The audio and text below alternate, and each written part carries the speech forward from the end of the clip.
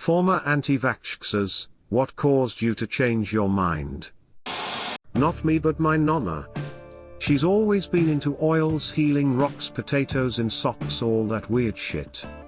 When I was sick she would give me a bath and run her hand right above my skin from head to toe to draw out the sickness. When my youngest cousin was born she practically moved into my aunt's house and went everywhere with them. When she took him to get his shots my nonna started fussing with the pediatrician, and he just talked. All he did was explain shit to her and she finally understood how batshit she sounded. She still firmly believes that my cat is gonna steal my firstborn's breath, but we're working on it. Edit, I never thought a little story about my nonna would get so much attention. Lamau. For those asking, she would cut a potato into slices and stick a slice in each of my socks when I was sick. In the morning they were supposed to be black, meaning they had drawn out whatever toxins were in my body. Your cat is gonna what? Edit, I my first gold tie. Not me but my cousin. She was extremely anti-vax for most of her life and she refused to vaccinate her kids when they were born. Her second baby caught whooping cough, passed it to her first kid and they both almost died. According to her, nearly losing her kids made her realize that she was an idiot for not vaccinating them. I am allergic to the vaccine for whooping cough and I caught it when I moved states. As a then 23-year-old man I thought I was going to die from it. You don't just vaccinate to protect yourself, you do it to protect others. Edit, for clarification, has pretty much all the info a lot of other were asking for. It resulted in an ICU visit, and the inability to get the updated preventive booster shot in my older years. I had lived in an area where anti-vaxxing was pretty common unbeknownst to me upon moving there, and I most likely contracted it from church or my daughter's daycare. When I caught it finally I would cough until I literally could not breathe. Felt like I was drowning. I remember one of the bad episodes I actually had coughed so bad and it transformed into this episode where I ended up vomiting, pretty much scarred my oldest for life on that one. Just vaccinate, dude. There's lots of believable conspiracies out there but this isn't one of them. I was a teenager, used to believe that if I got sick my immune system would handle it, and make me stronger. Like most youth I believed I was invulnerable. I figured thousands of years of ancestors had survived without vaccines and so could I. It was years before I realized that before vaccines people didn't just heal the viruses away, most of them died or were crippled by illness their whole lives. My great-great-aunt got polio at the age of 16 about 1906 and was paralyzed from the waist down. She became wheelchair-bound, and wheelchairs back then looked like torture devices. She lived to 100 and died around 1990. I can't imagine 84 years of life in a wheelchair. She married, no kids, but how she kept her mind together I'll never know.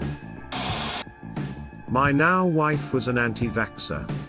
I generally go with what she says most of the time because I cannot be bothered to argue.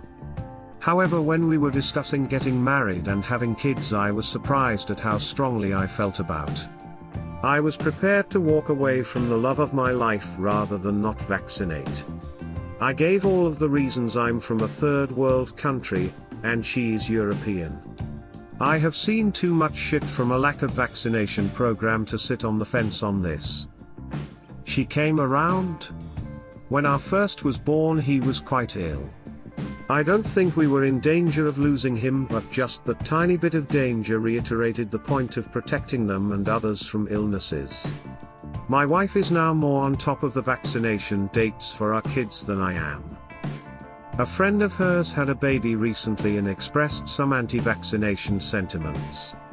My wife calmly told her that not only would she be putting her own kids in danger, but that she would be weaponizing her child against others. Quite a turnaround. I'll give you an historical one. In 1736 I lost one of my sons, a fine boy of 4 years old, by the smallpox taken in the common way. I long regretted bitterly, and still regret that I had not given it to him by inoculation. This I mention for the sake of parents who omit that operation on the supposition that they should never forgive themselves if a child died under it, my example showing that the regret may be the same either way and that therefore the safer should be chosen. Benjamin Franklin. I met my Mill, who is the ultimate anti-vaxxer, and realized how fucking crazy she sounds, and I didn't want to end up like that. Also, I have a baby daughter who I would like to live a long healthy life.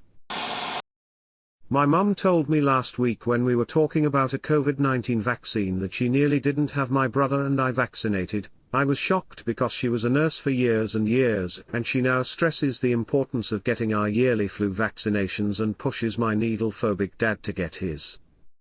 Basically, when she was doing her nurse training back in the early 70s, she did a few weeks on the only ward in the country at the time for people with profound and multiple disabilities, PMLD. The majority were born with PMLD or had them as a result of oxygen deprivation at birth, but she was told that a handful of them developed them following vaccine injury. Not sure if this is a medically accepted term, but those are the words she used from a single bad batch of vaccines for measles and rubella, I think. By the time my brother and I were born in 1988 and 1990, she was still affected by what she'd seen back in the 70s, and although she'd seen the progress in vaccinations and there were no more reports of these bad batches of vaccines, she didn't allow them to give us our first vaccine doses on time. It wasn't until my aunt, also a trained nurse, showed her the latest stats and research about vaccines that she reluctantly decided to have us vaccinated. I was 1 year old at the time and scheduled for the MMR jab. It was the Mr. vaccine that she was told caused these vaccine injuries, and she was very reluctant to go ahead with it, but ultimately agreed that both my brother, 2.5 at the time, needed to catch up on all our vaccines. She didn't take us to get them, she sent my dad instead, again needle phobic, and he and I apparently cried the whole time. She told me that she'd glad she decided for us to get the vaccines, as we've been mostly healthy since then, and if it hadn't been for our aunt we might not have ever been vaccinated. Well, after years of deluding myself into the belief that vaccines were evil, I finally hit the wall. I learned more about vaccines and why they were really necessary. I think it was my fear of the unknown that prevented me from seeing that science saves lives. I had a really good teacher in that regard, and it ended up being a pretty great time in my life. I mean, on top of realizing that shots weren't bad things, I started getting an allowance and my 10th birthday party was fucking lit. I read an article about a mom who changed her view on vaccinations because of how radical the anti-vax groups were. A lot of them were anti-gay, anti-abortion. And so crazy about all of it. Pro the dumbest shit like oils. Pushed the agendas of things that were obviously false. It made her step back and change her entire outlook on the anti-vax movement. I wish I could find this article, it was pretty interesting. Probably on Facebook. But she made great points against them. I also feel like some of it is fooled by people purposefully to sell stuff. Fear the vaccines, and Big Pharma instead have this pure organic miracle oil from the sacred mountains of Bertolli. It will cure everything, yours for only $29.95 per 10 ml bottle. Kind of boring, but I have a whack job grandmother who believes in all the pseudoscience health BS. Crystal healing, electromagnetic communications cause cancer, vaccines are bad, eat apricot pits to cure cancer, the whole 9 miles. When I was a kid she tried to teach me all of this stuff like it was gospel, and I believed her. Because I was a kid, and why would my grandmom be wrong about something? Unfortunately for her, the minute I turned like 7 I got a huge hyperfixation on biology and quickly learned that all the stuff she spouted was utter BS.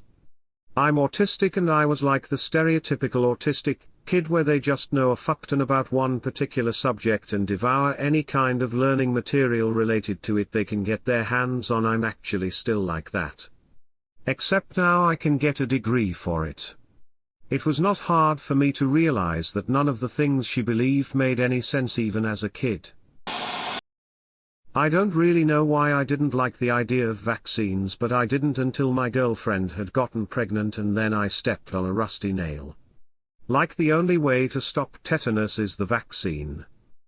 Edit: my girlfriend was pregnant and asked what I would do if my daughter picked up tetanus after I told her I stepped on rusty nail. Was unaware how tetanus or really any vaccines work. If that gives an insight to anti-vaxxers, not all but yeah.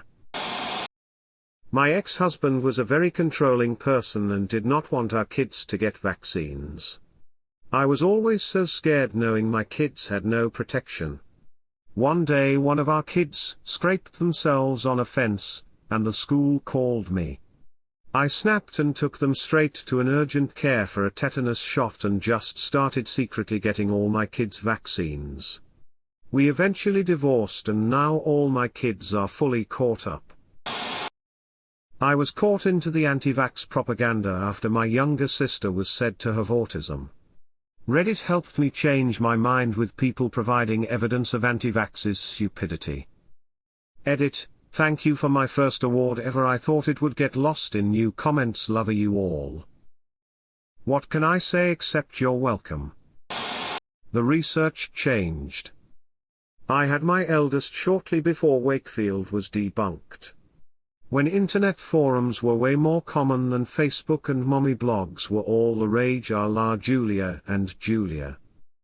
It was also about the time the CDC proactively began removing tildothyramine tildathimerosal from vaccines just in case. The pediatricians didn't fight me on it. I met and married my husband, and he was pro-vaccine.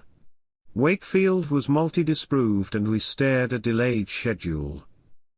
Then it came out that he was being paid for his results and he was developing a different measles vaccine. My next two were fully vaccinated on schedule. My mum had finished her doctorate and was working on improving the tests for autism at the time that Wakefield paper came out.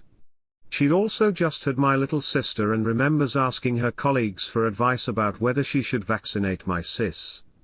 They all said they wouldn't right now, and these were professionals working in the same field of research. When it was thoroughly debunked, she got my sister caught up. I think it's interesting to remember that there was a time it was considered credible before being absolutely disproved, as I just think of it now as an obviously disreputable moment.